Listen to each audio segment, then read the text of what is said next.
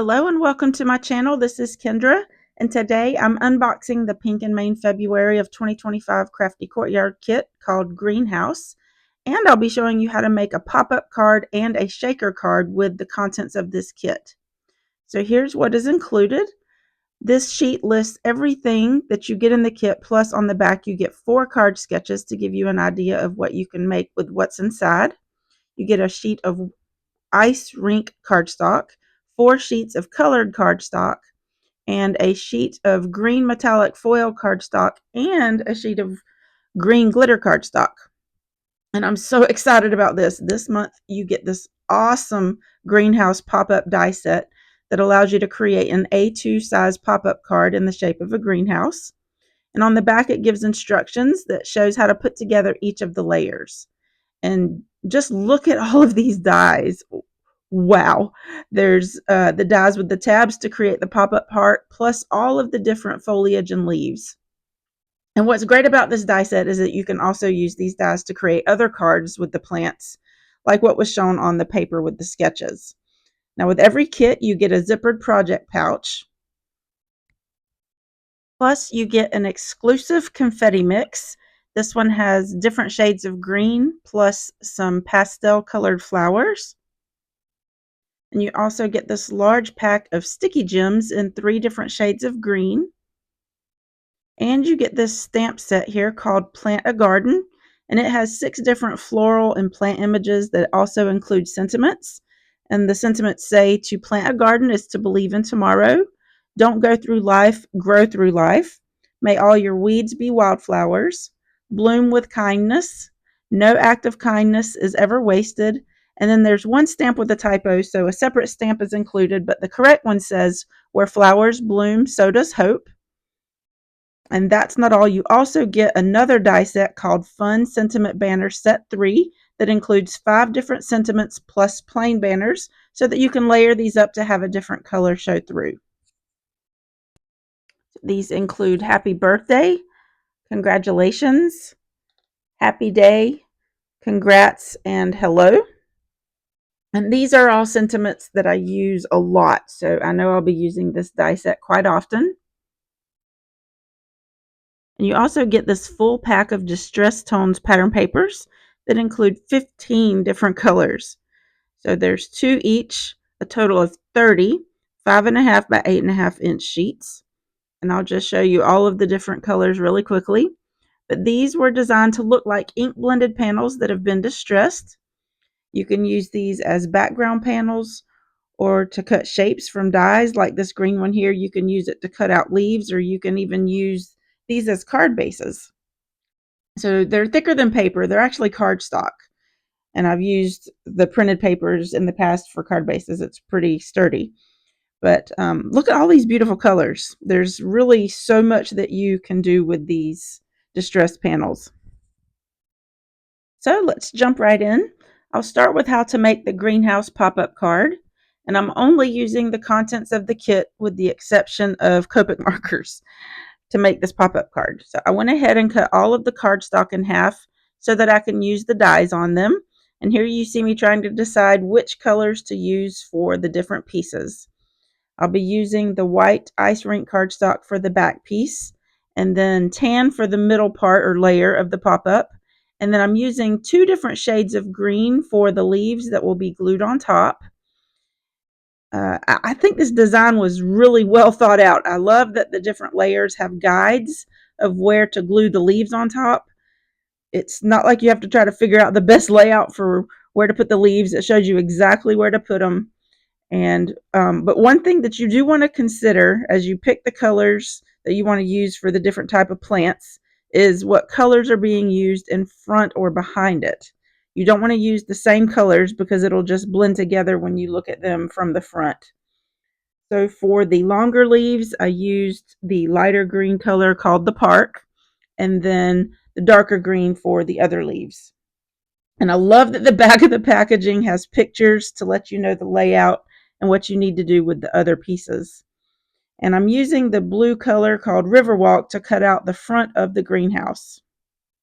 So after running all of these through my Impress electronic die cutting machine, I discovered that the tan cardstock wasn't going to be dark enough for the stems or branches for these darker green leaves. So I'm taking a Copic marker in dark bark color to fill in the parts of the tan layer that will show through the holes in the leaves. And I'm also taking the large leaf and coloring it in with a light olive Copic marker. That way it gives us another shade to use without having to use additional colored cardstock. Like I said, I'm only using the contents of the kit for making this pop-up card. But while I do this, I'll tell you a little bit more about the Crafty Courtyard kits. The monthly subscription kit base price is $34.99, and the shipping charge is added based on your location. And if you want to receive a kit in the mail each month, you can join as a subscriber on the Pink and Main website. And what's great about being a subscriber is that you can receive 15% off other products in the store. So when you subscribe to the kits, it will be shipped around the 15th of the month, but you can still sign up and purchase through the end of the month unless it sells out. And your subscription will change to the next month's box on the 1st. You can also purchase some of these items individually from the Pink and Main website when they become available, usually on release day. And if you'd like to subscribe, I will have an affiliate link below in the description box. And if you make a purchase using this link, I earn a small commission at no extra cost to you, and this helps to support my channel. Now, after gluing down this first set of leaves, I thought it would be easier to put the glue directly on the layer rather than the backs of the leaves. And it worked fine for this large leaf here, but for the darker green leaves, I didn't really pay much attention to the holes. So I ended up having glue show through, which I didn't like. But luckily, this dries clear. But later, you'll see me add glue to the backs of the leaves instead. That just seemed to work out better so that I didn't have excess glue. But when I got to the pot down at the bottom, I realized that there was a section that I had colored with the dark brown that needed to be covered up so that you couldn't see where I stopped coloring. So I used the bottom plants to cover up these areas rather than putting those plants where they are shown on the picture on the back of the packaging.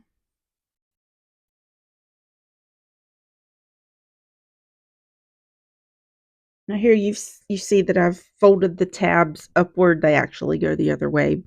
And I figured that out once I start putting the card together. But here I'm just gluing down those leaves, again, to cover up that section where it goes from dark brown to tan. I thought I was going to use the pink distressed pattern paper for the back piece. But after layering it all up, I decided not to use it for this card. You'll see me use it on the next card. So I ended up gluing these back layer pieces to the white. And after gluing the leaves of the hanging plant on top of the base piece, I realized that I needed this to be colored in since it's now on a white background. So I used a natural lipstick pink Copic marker to color the top of that hanging plant and also the pot. So to assemble the pop-up portion, I'm using tear-off double-sided adhesive tape in 2 different sizes, a 1/4 inch and an 1/8 of an inch. And here I'm just adding the leaves and the potted plant, the hanging plant, to that back layer. But now that I have my tear-off tape, I'm using the larger one, the 1/4 inch one, on the tabs on this middle layer. And then I'll be using the skinnier one on the top of that skinny little flap on this the white card base here. It fits perfectly right there, and that's going to hold the frame or the front of the card, the Riverwalk teal color. So here I'm just removing the top layer of that tape. So to attach this to the back piece, I'm lining up the edge of the tan piece with the crease of the white piece. And because this lays flat, you can push it down to adhere it to the other tab. And those 2 skinny white tabs will hold the frame of the greenhouse to the front, like I mentioned earlier. Here I'm just removing the top layer.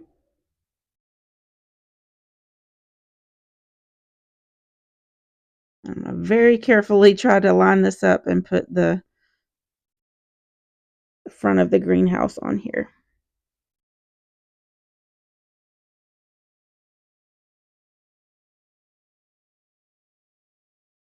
And that is some really sticky double-sided tape, so you got to make sure that you get it lined up. Otherwise, it might not come off. But I think I did a pretty good job of lining this up.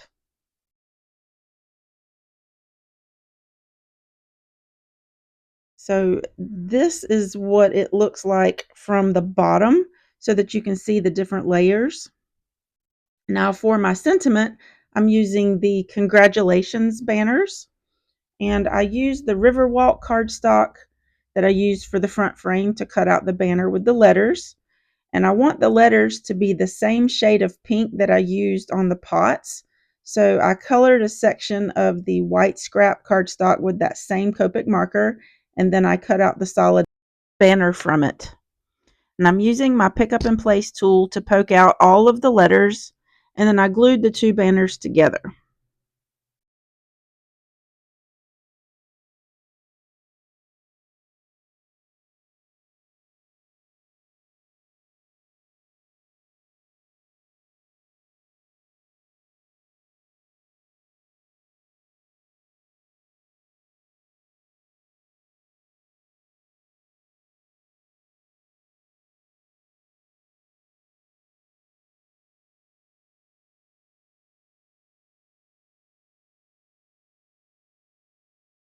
And to finish off this card, I applied one of the dark green sticky gems to the top of the hanging planter on the back layer. And I'll show you how this folds up and fits inside of an A2 size envelope.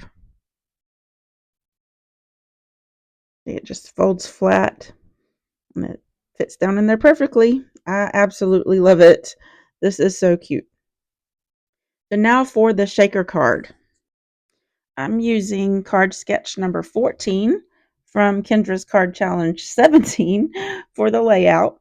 So I've selected two different colors of the distress pattern paper in blue and yellow, and I'm cutting strips according to the measurements on the sketch.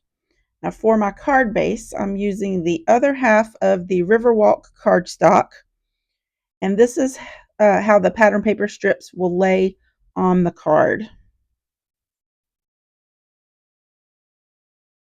And I'm using the back layer that I cut out from the pink distressed paper earlier, and I'm just trimming off the leaves and the tabs so that I can have the same shape as the frame. And I cut the frame this time from the green metallic foil cardstock, and I cut the middle layer piece out of black cardstock. And then I glued the light green leaves on top of that off camera, and then I cut off the other leaf and the bottom strip and the tabs so that I only have the potted plant. And then I took the back layer die and cut two pieces from clear acetate. And I even added a shim on my die cutting sandwich, and it still didn't cut all the way through. So I had to take my scissors and cut it out along the lines. And I did this for both acetate pieces. And I know you can't really see this on camera because it's clear, but they are both cut to the same shape as the front frame and the pink background piece. So now I'm taking 1/8 of an inch foam tape strips and placing it along the edges around the perimeter of the acetate piece framing the house. And it took exactly 3 strips, like exactly. So there's no holes for the confetti pieces to fall out. I just thought that was kind of like, that never happens. Usually I'm having to add little pieces to help, fill in those gaps. Next, I added the confetti from the exclusive mix that was included in the Crafty Courtyard Kit. And I picked out all of the flowers because they're not flat like the other pieces. And I didn't want to have to add another layer of foam tape on top, even though in hindsight I probably should have, so that the flat confetti pieces would have more room to move around. But I added the other piece of acetate on top, trying my best to line them up evenly. So now I have my shaker piece. So for the strips on my card base, I used my T-ruler to help me line them up.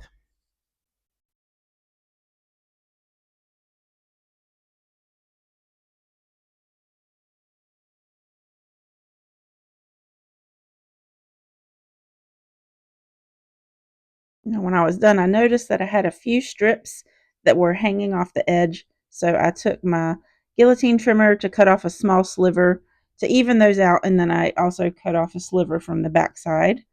Next, I glued my plant to the pink house layer. And then on the shaker piece, I noticed that some of the foam was sticking out beyond the edge of the acetate. So I took my scissors to try to trim it off. And then I glued the shaker piece to the pink plant layer. And then I glued the metallic green frame to the front of the shaker piece.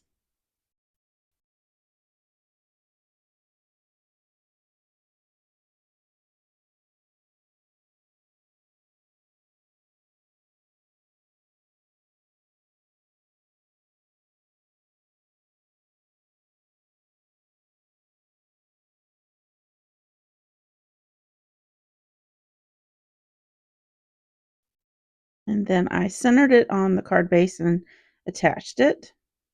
And for my sentiment, I'm using the Hello banner. I used the scrap pieces of yellow and pink distress pattern paper. And I'm trying to pull in all of the colors from the February of 2025 color palette challenge that you see there in the top right corner of the screen. It's a beautiful spring color palette, and it's another challenge that I run each month using the color palettes designed by Sarah Renee Clark. She gave us permission to use these for the monthly color challenges, but I think this matches the colors pretty well, don't you? I added that sentiment in the bottom right corner and a green sticky gem on the top left corner of the sentiment. And I just love how these cards turned out. Let me know what you think down in the comments. I really hope you've enjoyed this video, and I'd appreciate it if you'd give this video a thumbs up. And if you're not already a subscriber, I hope you'll consider subscribing. I also hope you'll check out the Kendra's Card Challenge 17 Pink and Main Super Sponsor Hop that starts Sunday, February 16th at 10 a.m. Eastern. See how some of the design team members use Challenge 17 with other fabulous products from Pink and Main. Plus, you can enter to win a prize. Thank you so much for watching, and I hope you have a wonderful day.